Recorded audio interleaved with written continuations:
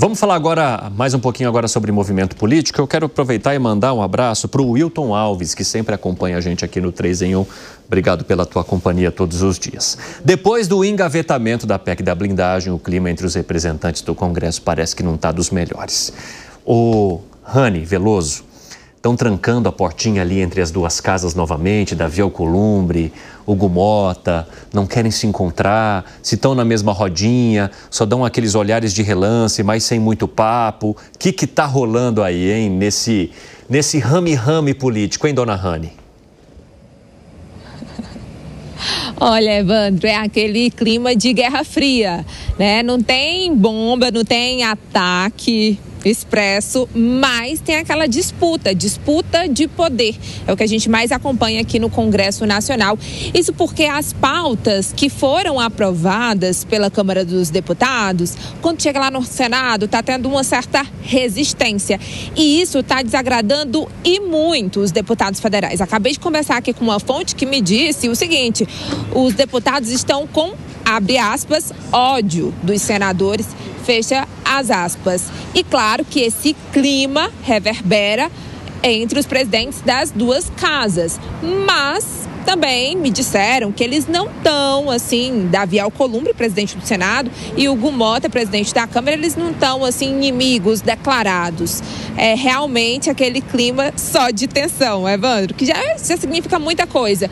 Isso por causa tanto da PEC da blindagem, que foi uma derrota para os deputados, quando ela foi enterrada por unanimidade no Senado Federal, quanto pelo imposto de renda, que o Senado se antecipou. A gente mostrou ontem aqui que Arthur Lira chamou Renan Calheiros de oportunista. São dois opositores no estado de Alagoas e isso tem gerado esse mal-estar. E até, inclusive, deputados parlamentares do mesmo estado se atacando. Por exemplo, lá na Paraíba, o cabo Gilberto, deputado federal pelo PL, chamou o senador Efraim de frouxo por não ter votado a favor da PEC da blindagem. Só para você ter noção.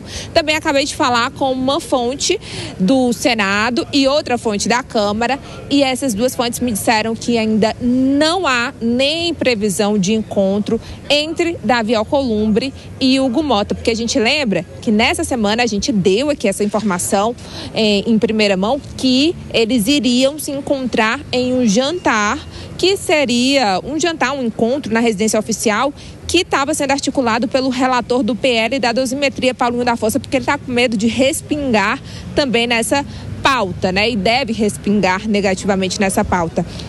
E esse encontro não aconteceu, foi desmarcado, não há clima e não tem previsão. Acabei de confirmar, não tem previsão, não tem expectativa. E ontem a gente lembra que o Hugo Mota negou que o Senado tenha traído a Câmara dos Deputados. Isso porque também nos bastidores do Congresso eu ouvi que havia um acordo para o Senado levar adiante a PEC da blindagem, mas esse acordo não havia sido cumprido por Davi Alcolumbre. E agora a Câmara só vai levar adiante o projeto de lei da dosimetria ou da anistia se tiver um aval do Senado, que é para não passar mais um capítulo dessa briga entre as duas casas e também para a Câmara não ser derrotada novamente. Evandro. É isso, né, Rani? Sextou com torta de climão e aí a gente acrescenta uma cervejinha gelada, que também é amarga, e já amarga tudo, mas pelo menos deixa o negócio mais leve. Obrigado, grande abraço para você, bom trabalho aí. Pois bem, né, o Senado tinha feito um acordinho ali com a Câmara para tocar em frente à PEC da blindagem, só que no meio do caminho tinha uma manifestação que foi maior do que se esperava e que criticou bastante o fato de os deputados aprovarem uma PEC que os protegia de processos no Supremo Tribunal Federal, inclusive com a possibilidade de um voto secreto entre eles mesmos, além de toda a pressão na rede social, que também é a nova rua. E aí, Alangane, agora fica essa torta de climão. E é compreensível porque os deputados foram extremamente expostos, porque a votação foi acachapante, foram mais de 300 votos favoráveis a essa PEC da blindagem. Vamos aqui na fechadinha para eu ver todo mundo. E acabou que o negócio não seguiu no Senado mesmo depois do acordo. E aí o que acontece? Os senadores ficam com cara de quem vem para limpar a sujeira feita pela Câmara.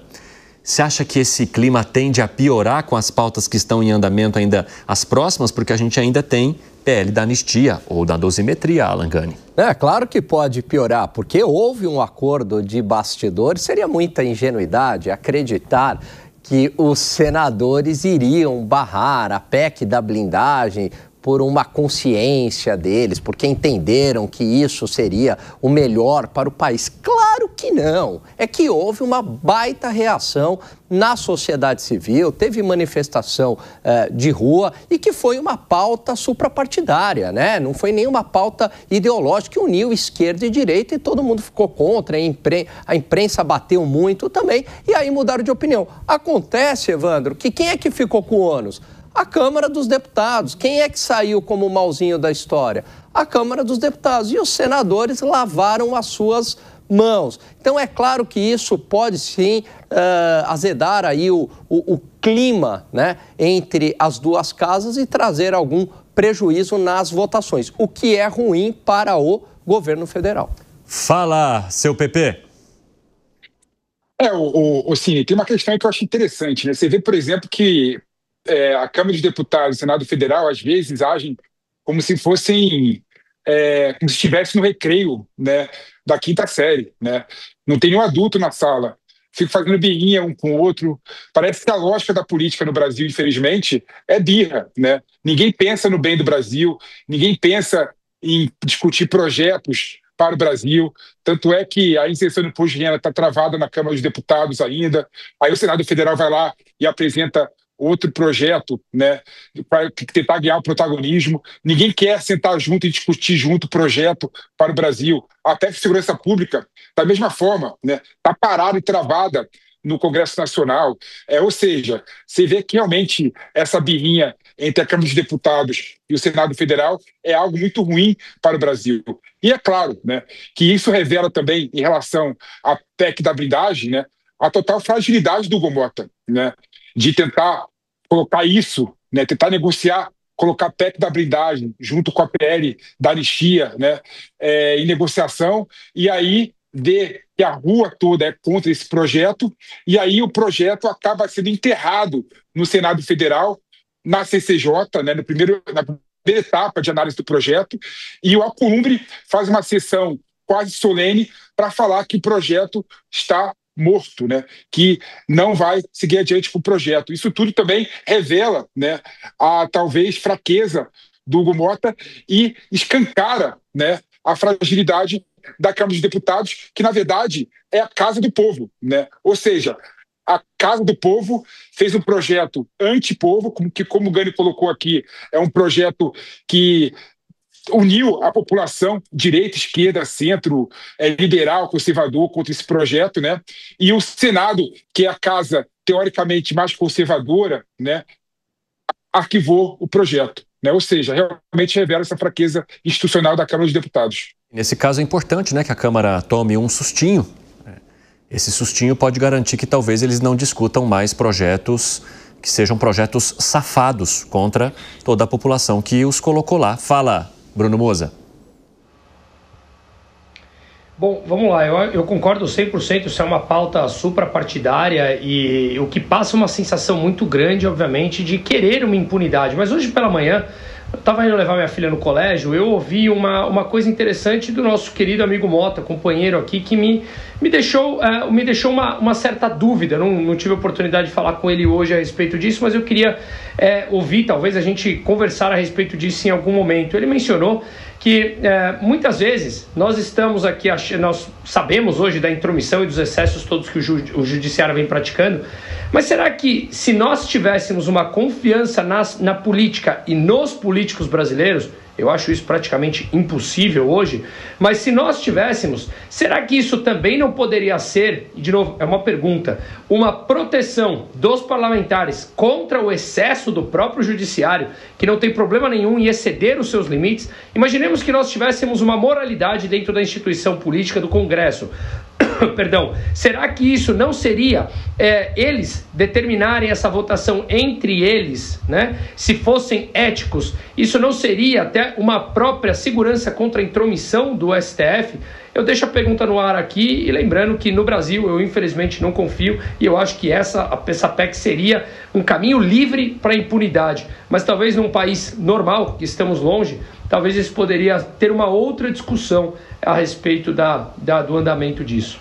E aqui nós não estamos falando, pessoal, que não haveria ativismo judicial, ou que em alguns momentos não haja necessidade de algum tipo de protesto ou reclamação nesse sentido. Agora, o que eu acredito que tenha tocado mais na ferida da sociedade foi o voto secreto. E foi o malabarismo que se fez ali na Câmara dos Deputados para se retomar, mesmo depois de derrubado, um voto secreto em que haveria a possibilidade dos parlamentares se protegerem sem que eles se expusessem. Não pode haver segredo no Congresso Nacional, segredo lá dentro e que não permita que a população acesse as decisões. Até porque eles são representantes do povo, tudo aquilo que eles fazem tem de estar escancarado para todo mundo, independentemente se essa posição possa gerar crítica ou não. Até porque foram essas pessoas que escolheram dar a cara para bater. Ninguém os obrigou a se candidatarem, não é mesmo, Alangani?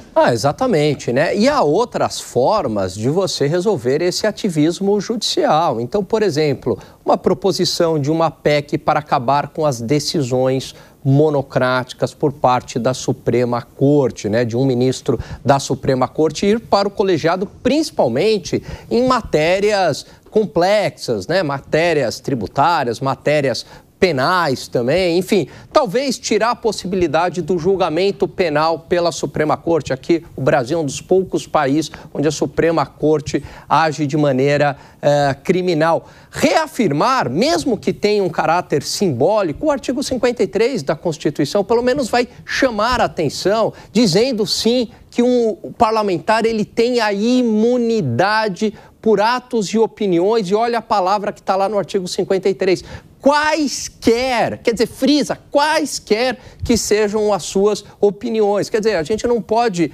simplesmente aceitar aquela opinião que é aceita, que não é incômoda. Então, tem opinião que é incômoda, tem opinião que é ruim, isso é parte do jogo democrático, Evandro. Portanto, tem outros meios para contornar o excesso aí que a gente vê por parte do Poder Judiciário. E não é só responsabilidade dos políticos, da sociedade civil também, imprensa, meio acadêmico e OAB.